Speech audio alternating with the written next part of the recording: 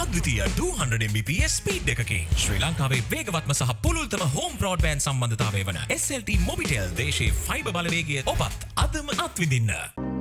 හරිම සුදුයි.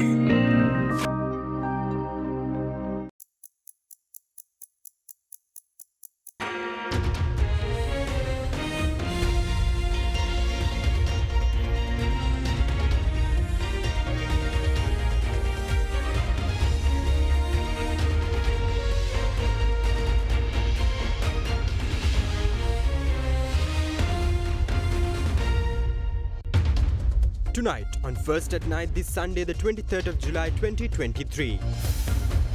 Preserving heritage. President Ranil Wickremesinghe instructs officials to expedite the Anuradhapura Sacred Site Development Plan, giving priority to the Mahavihara Development Plan.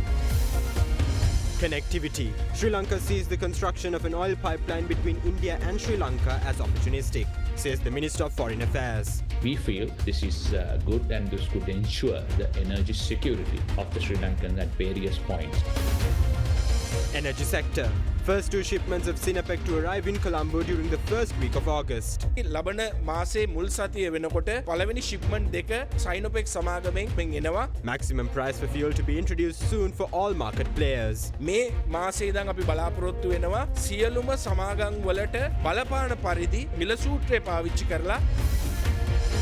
New measures. Ministry of Trade focuses on the implementation of a pricing formula for LP gas covering both litro and LAVs. Alliance Finance මෙතුරු රන්නයි සේවාවෙන් රන් පවුම්කට රුපියල් 1,70,000ක ඉහළ අතිකාරම. ඔබේ විශ්වාසය දිනු සෙන්සුරයින් දැන් ළඟම ඇති ෆාමසියෙන් ලබාගත හැක. This is AdaDerana First at 9. Live from Studio 24 in Colombo. Good evening and welcome to AdaDerana First at 9. I'm AdaDerana joining you live with the latest in Sri Lanka and around the world. Now in your top story tonight, Minister of Foreign Affairs Ali Sabri says that the Sri Lankan government finds the construction of an oil pipeline connecting both India and Sri Lanka as a good opportunity to ensure energy security in the island nation. During an interview with Beyond, the Sri Lankan Foreign Minister said that the government is inviting India to work together to develop Trincomalee as an energy and industrial hub, which will contribute in the upliftment of the living standards of the people in the north and the east. There is a proposal on land connectivity. What is this proposal like and how this proposal is to be taken forward? And I believe the proposal was given by the Sri Lankan side. So connectivity, as you said, are different forms and shapes. But we thought on the long run, if it's really to make sense of it, like many countries and the regions which are connected each other in various parts of the world, whether in Europe or in the Northern America, or in the Middle East, or in North Southeast Asia, connecting with each other could be a good opportunity. Trincomalee, there was a lot of focus on to develop and become a hub for the region. If you can elaborate on that aspect. Trincomalee is in the eastern part of Sri Lanka. That's a very important port, which is the second deepest natural port in the world. So it's a very strategically located port, and that's easier to connect with the southern part of Indian ports. So we are looking at the whole region of Trincomalee to be developed, and through that to develop the living standard of the eastern Sri Lankans and the northern Sri Lankans. In order to do that, we will, as the government of Sri Lanka, will identify several projects. In that, some of the projects which we have earmarked are for development, creating a energy hub, and to develop the tank farm jointly, and also to establish probably an industrial zone, hospitality trade. So in all these things, we are also looking at the opportunity to work with the Indian side, a joint working group sitting and looking at the feasibility of those projects, various projects, and work together.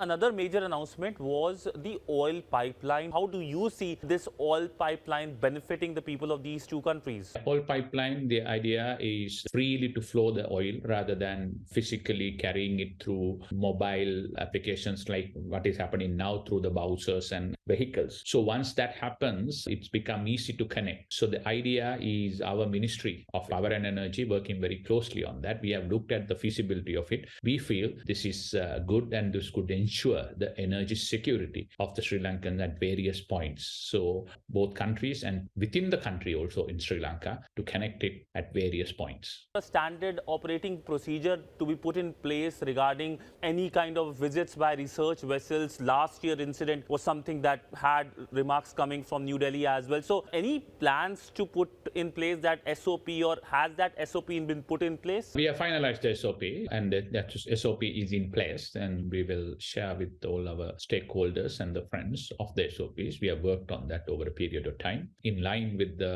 UNCLOS, UN Convention of Law of the Sea. We have developed that, and probably we will put that in place very soon.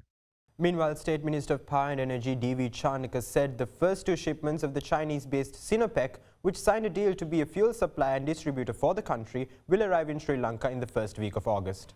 The minister further said that the Ceylon Petroleum Corporation hopes to save up to 45% of the current dollar outflow when purchasing fuel, with more players coming into the market, adding that the decision will be taken to increase the quota or completely eradicate the QR code going forward.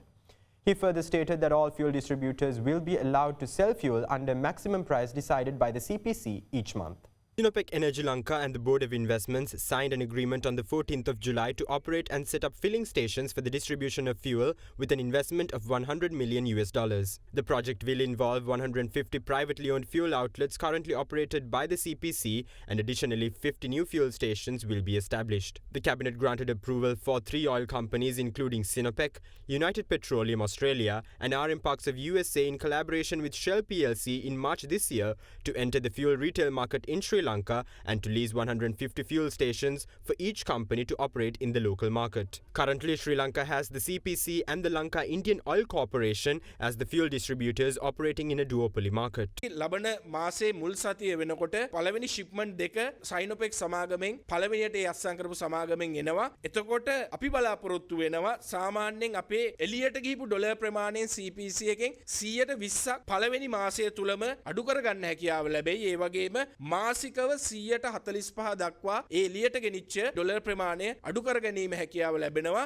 ඒකට සාපේක්ෂව අපිට පුළුවන්කම ලැබෙනවා අපි මුදල් අමාත්‍යාංශයේ ඒ වගේම මහ බැංකුවත් එක්ක සාකච්ඡා කරලා අමාත්‍යතුමත් එක්ක ජනාධිපතිතුමත් එක්ක සාකච්ඡා කළා එක්කෝ QR කේතය අපිට වැඩි කර ගැනීම හැකියාව තියෙනවා. එහෙම නැත්නම් මේක සම්පූර්ණයෙන් අයින් කර ගැනීමේ හැකියාව තියෙනවා. මේ මාසයේ ඉඳන් අපි බලාපොරොත්තු වෙනවා සියලුම සමාගම් වලට බලපාන පරිදි මිල සූත්‍රය පාවිච්චි කරලා අපේ අමාත්‍යාංශයේ මගින් හැම මාසෙම උපරිම මිල විතරයි අපි තීරණය කරන්නේ. පෙට්‍රල් වල උපරිම මිල මෙච්චරයි, ඩීසල් වල මෙච්චරයි, 95 වල මෙච්චරයි, සුපර් ඩීසල් වල උපරිම මිල විතරයි තීරණය කරන්නේ. ඊට පසු CPC එකට, LIOC එකට, ඒ වගේම අලුත් සමාගම් තුනටම හැකියාව තියෙනවා උපරිම මිලට යටත් තමන් කැමති මිලකට විකිණීමේ හැකියාව ලැබෙනවා. එක සමාගමක් මිල අඩු කරනකොට ඊට සාපේක්ෂව අනිත් සමාගමක් තරඟකාරීත්වය ඇතිවීම තුලින් රටට විශාල තෙල් මිලේ අඩුවක් ලබා දෙන්න හැකි වෙයි කියලා අපි විශ්වාස කරනවා. Now, World Bank's Vice President for the South Asian region, Martin Reisser, says Sri Lanka has laid the initial steps of achieving a better tax system via the implementation of tax reforms to collect more revenue to the government. Speaking to Indivari Amuwatta during our current affairs program at Hyde Park on AdaDerana 24, Martin Reisser is of the view that broadening the tax base needs to be the next step of Sri Lanka's tax reforms. The tax reforms program, development partners as you, the ADB or even the IMF, especially the IMF, has been talking about Sri Lanka working towards a stringent mechanism where we improve our tax income, revenues. Have we taken the right direction here? Well, I think the government should be complimented for having reversed some of the poorer decisions that were taken in the past. The tax rates were unnecessarily reduced, and that contributed to the crisis because the government didn't get the revenue to pay the bills and to pay the creditors. But a comprehensive tax reform cannot just rely on raising tax rates. You also need, and I think this is fundamental, you need to increase what economists call the tax base. You need to make sure that everybody pays taxes. And I think in that regard, there's still some further work to do on improving the tax administration, making it more transparent, making it more efficient. We're working on them to improve, for example, electronic filing that makes it easier for people to pay taxes, but also to look at, the special arrangements that have been created for certain industries and tax exemptions here and there. At the end of the day, a better tax system is one where the rates are not too high, but everybody pays. And that's a longer term reform effort. I think the first steps have been taken. You see revenues are already up significantly compared to what they were a year ago, but they're still low by international standards. I mean, we're still talking about revenue in the order of maybe 10, maybe 11% of GDP. That's very low. And that's probably too low to support all of the tasks that the Sri Lankan government has, from investment in improving infrastructure, providing better healthcare, providing quality education, providing a decent social assistance system. That requires resources at the end of the day. Yes, we also need to look at the rationalization of expenditures. We only spoke about the social welfare system so far, but there are other areas where there may be scope for further improvement in the targeting of expenditures. Those will also probably will have to be looked at. But coming back to the tax system, I think the next step is broadening the base. You mentioned this is lower compared to the international standards, but here in Sri Lanka, with the tax reforms, with the recent income tax reforms introduced, many felt that the middle income earners were targeted and the corporates were not. And that also, for a long time, we've been talking about a middle income trap, and added to that, we're talking about high income tax on the middle income earning segment. So is there a risk here? The exemptions apply mostly to corporate taxes. So when I speak about looking again at some of the tax expenditures, some of the tax exemptions, improving tax administration, I do have in mind the contribution that the corporate sector makes. So everybody needs to contribute. It's not one group versus the other. Everybody will need to contribute. But it's also true that in most countries, at least when it comes to personal income taxes, you know, the incidence, most of the tax income does happen to come from the middle classes. That is a reality that high-income countries, middle-income countries all face. Right. Now, President Ranil Wickremesinghe says that a special committee will be appointed to implement the Mahavihara development plan, and a team of experts from the Department of Physical Planning, the Department of Archaeology and the universities will be appointed to the committee. The President further said that he expects to bring a new system of laws to protect the historical heritage of Anuradhapura, and revealed plans to build a showroom titled the Rajarata Civilization and the Mahavihara University in the area. The President made these comments during a discussion held yesterday after inspecting the progress of the exploration and developments of the Mahavihara land. During his visit to Anuradhapura, President Ranil Wickremesinghe arrived at the sacred city yesterday and inquired onto the exploration activities of the Mahavihara and the development work of the sacred site.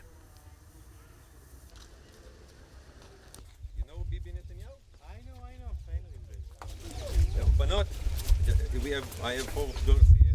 Okay. It's okay. No. We are from the north as well. Okay. Later, the President participated in a discussion on the Mahavihara development plan and the Anuradhapura sacred site development, which was held at the Bomalu Vihara. The discussion was held under the chairmanship of Chief Incumbent of Atamasthana, Most Venerable Pallegama Hemarathana Thera. ජනාධිපතිතුමාට යෝජනා කරන්න කැමති අනුරාධපුරය සඳහා හඳුනාගෙන මේ ප්‍රදේශයට ගැලපෙන සුවිශේෂී නීති පද්ධතියකුත් එක්ක මේ කටයුතු පටන් ගන්නවා නම් අපට මීට වඩා පහසු වෙයි කියන හැඟීම මම කීප වතාවක්ම කියලා තිනවා. අපේ උරුමයක් තියෙන්නේ එකක් සීගිරිය ඊටත් වඩා තියෙන අනුරාධපුර. සීගිරිය තමයි අපේ දක්ෂකම. අනුරාධ වැව් වලින් උත් තියෙන අපේ දක්ෂකම. ශිෂ්ටාචාරයේ තියෙන අනුරාධපුර. ඒ ශිෂ්ටාචාරය මැද තියෙනවා මහා විහාරය. මොකද අනුරාධපුරේ ආරම්භයේ මහා විහාරය. මට ලියුම් යවනවා මේ පුරාවිද්‍යා දෙපාර්තමේන්තුවට බෞද්ධ ස්ථාන ආරක්ෂා කරන්න ඉඩ දෙන්න කියලා. මම ලෑස්ති ස්ථානේ හොයාගත්තාම. මේක තව එකක් තියෙනවා. මේක බාරව කවුරුත් නෑ. දෙපාර්තමේන්තු තියෙනවා, සංස්ථා තියෙනවා. මේක බාර එක විධායක නිලධාරියෙක් පරිපාලන නිලධාරියෙක් නෑ. ඒකපත් කරන්නේ නැතුව මේ වැඩ කටයුතු අපිට කරන්න බෑ. අපි දැන් සාකච්ඡා කරගෙන යන්නේ මහා විහාර විශ්වවිද්‍යාලයක් ඇති කරන්න. අපි දැන් බලලා එතනත් කරගෙන යන්න අලුත් වැඩසටහන් ටිකක් කරන්න ඉන්නේ. දැන් මහා විහාරයේ පිළිබඳ මේ කැණුම් කටයුතු කරද්දී මහා විහාරයේ තිබුණ ස්ථානවත් ඒ ගොඩනැගිලි ගැන නටබුන්වත් අපි හඳුනාගෙන තියෙනවා. පුරාවිද්‍යා දෙපාර්තමේන්තුවේ. දැන් මොකක්ද හඳුනාගෙන තියෙන්නේ? මහා විහාරයේ අපි ගවේෂණයකදී දැනට මතුපිට දකින්න පුළුවන්. විතරයි අපි අඳුරගෙන තියෙන විශාල ප්‍රමාණයක් අපිට අඳුර ගන්න තව තියෙනවා. දැනට කියන්න පුළුවන් මේ අපිට පුළුවන් කියලා මේ ස්ථානයේ මහා විහාරේ තිබුණේ කියලා. තාම නැද්ද? සම්පූර්ණම නැහැ. තවත් අඳුර ගන්න තියෙනවා. කොච්චර හඳුනාගෙන තියෙනවද? 150කට වැඩි ප්‍රමාණයක්. පුරාවිද්‍යා කරන අය.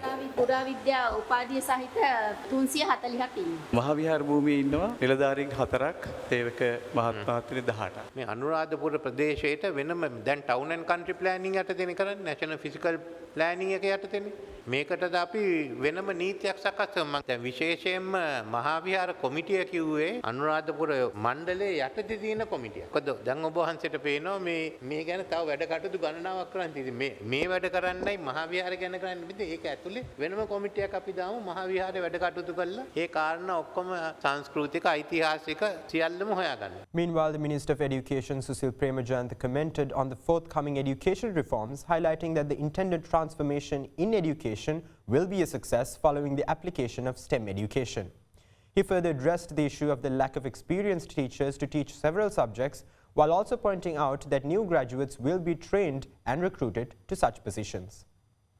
The 45th annual session of the Institution of Incorporated Engineers Sri Lanka was held at the BMICH yesterday under the patronage of Minister of Education Dr. Susil Premajayantha. Speaking at the event, the minister highlighted the upcoming educational reforms to be implemented in the country. As academics and professionals, I believe the intended education transformation that we are planning to be implemented from 2024, I think it will be a great success. Applying STEM education, now STEAM education. We launched some programs last month, and then team comprising academics and professionals and educationists as a task force. They are making some arrangement, but unfortunately still we don't have a science center in the country. So I am trying my level best to start a science center in Colombo.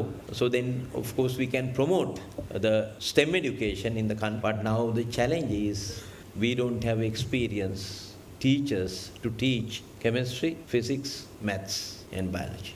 So very soon we are going to advertise to recruit 5,450 new graduates who pass out recently from the universities for all these subjects, and then I think we have to train them again. 75% commerce and arts. But now gradually the numbers of technology, science subjects increasing. So we need resource persons. So that is the issue.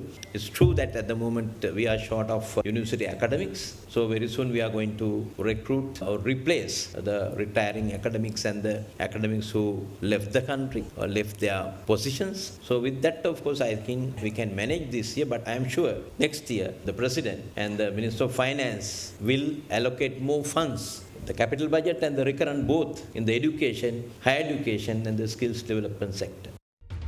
Join us on the other side of the short commercial break for more news.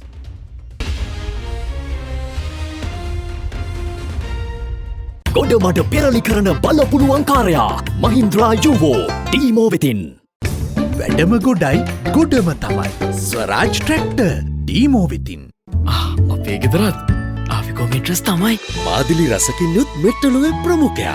ආපිකෝ mattress සැපනින්දට සැප මෙට්ට.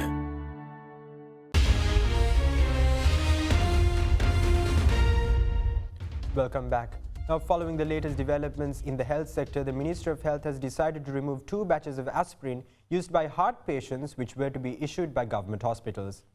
The Medical Supply Division issued a circular in this regard to all state-owned hospitals following the recommendation of the Drug Regulatory Authority. The decision to suspend the batches of aspirin came after a recent sample check of medicines used in state hospitals by the National Drug Regulatory Authority. 2 batches of aspirin, which are being locally manufactured, have been found to be substandard due to the lack of acetyl salicylic acid. Accordingly, the Medical Supply Division has issued a circular to all the hospitals to take steps to remove all aspirin drugs belonging to the 2 concerned batches. However, the Director of the Medical Supply Division of the Ministry of Health, Dr. Kapila Vikramanayake, said that there is no shortage of aspirin in hospitals, even though the related batches have been removed. Commenting on this matter, meanwhile, the Government Medical Officers Association said they have already given recommendations, but the government has failed to implement them. ඒ ඖෂධයේ ඇස්ප්‍රීන් කියන ඒ තියෙන්න ඕන සංඝටකේ කියන්නේ රසායනික සංඝටකේ බරපතල ගැටලුවක් තියෙන බව තමයි පේන්නේ. ඒ අනුව තමයි මේක භාවිතයෙන් මේ වෙනකොට ඉවත් කරලා තියෙන්නේ. ඉතින් මේක නැවත මේව සිද්ධ වෙන්න පුළුවන්. අපි පැහැදිලිවම කිව්වේ මේ රටේ ජනමාධ්‍ය හරහා අපි ඉල්ලුවේ මේ රටේ ජනතාවට අපි මේ පණිවිඩය දුන්නේ. මේ ප්‍රශ්න විසඳන්න ප්‍රධාන ක්‍රම දෙකක් අපි යෝජනා කළා. එකක් තමයි quality assurance lab එකක්. එමෙන්න තත්ත්ව නියාමන රසායනාගාරය ජාත්‍යන්තර ප්‍රමිතිය යුක්තව අපිට එන පුළුවන් තරම් ප්‍රමාණයක් සාම්පල්. ඒ කියන්නේ අපිට සාම්පල් විදිහට ඇවිල්ලා අපිට එනවනේ මේ කාණ්ඩ විදිහට ඖෂධ ඒ කාණ්ඩ හැම එකක්ම අපිට පරීක්ෂා කරලා බලලා ජනතාවට දෙන්න කලින් මේවල ගුණාත්මකභාවය බලන්න අවශ්‍ය කරන ඒ යාන්ත්‍රණය සකස් කරන්න කියන එක. අද වෙනකන් ක්‍රියාත්මක වෙලා නැහැ. දෙවෙනි එක තමයි හදිසි මිල ගැනීම නවත්තලා සාමාන්‍ය ප්‍රසම්පාදනය යටතේ මේ කටයුතු කරන්න තියෙන ඉඩකඩ විවර කරන්න කියන එක. ඒතකොට මේ දෙකම කරන්නේ නැතුව දැන් ඒ ප්‍රතිඵල අපිට දවස ගානේ එමින් තියෙනවා. ඒ හින්දා මේ ප්‍රශ්නය හෙට දවසෙත් අනාගතයේත් අද අපි කෑගල්ලෙන් කතා කරනවා අනුරාධපුරෙන් කතා කරනවා ඊගාවට පේරාදෙණිය කතා කරනවා ඒක හෙට දවසේ යාපනය වෙන්න පුළුවන් තිස්සමහරාම වෙන්න පුළුවන් තව තැනක වෙන්න පුළුවන්. මේ ප්‍රශ්නේ පැලස්තර විසඳුම් යමමින් ගමන් කිරීම හරහා ප්‍රශ්න විසඳන වෙනුවට මේ ඖෂධ මාෆියාවට ඕන අවශ්‍යතාවය තමයි ඉෂ්ට වෙන්නේ. තමන්ගේ හොරකම තමන්ගේ අකාර්යක්ෂමතාව ඉස්සරහට ගෙනියන්න අවශ්‍ය කරන මාවත තමයි මේ හරහා විවර වෙන්නේ.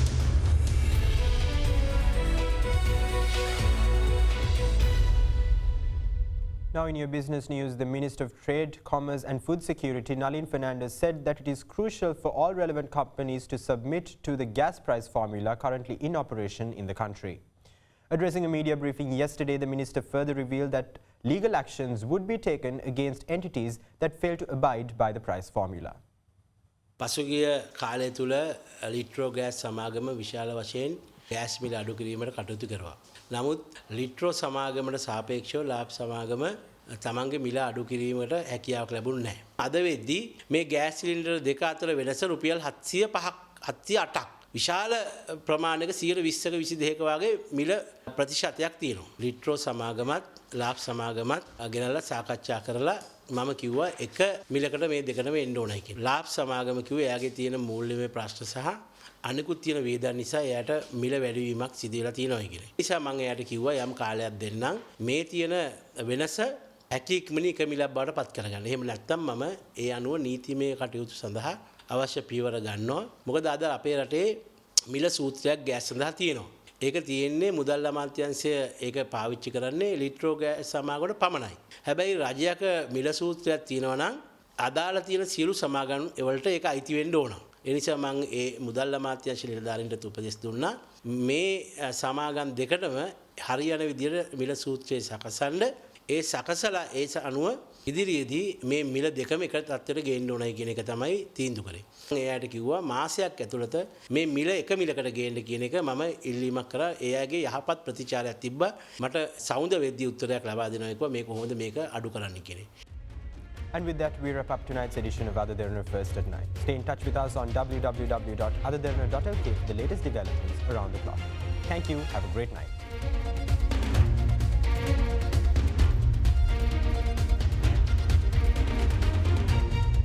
For news and information you can trust 24 hours a day, visit AdaDerana.lk.